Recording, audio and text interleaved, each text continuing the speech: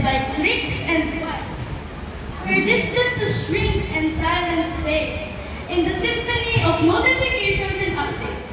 Social media. Social media, our modern savior.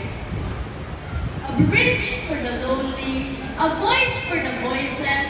Through its portals, I can see the world. Cultures, stories, faces and dreams, all within my grasp at the touch of a screen.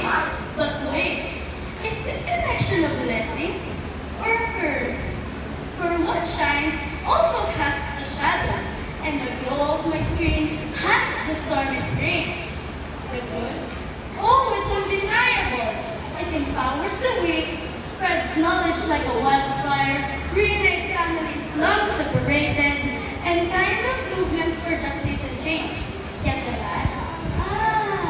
It creeps in silence, the mask of perfection, the venom of words typed in haste, the pressure to compare, to be liked, followed, and validated.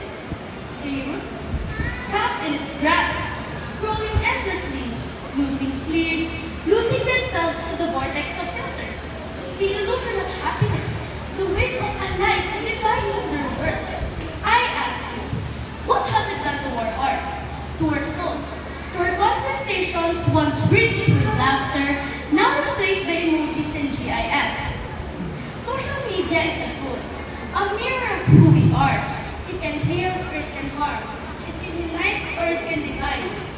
So, I implore you, my friends, use it wisely, build it with care, be kind, be thoughtful, be real. For in this world of virtual echoes, it is your humanity that must remain true.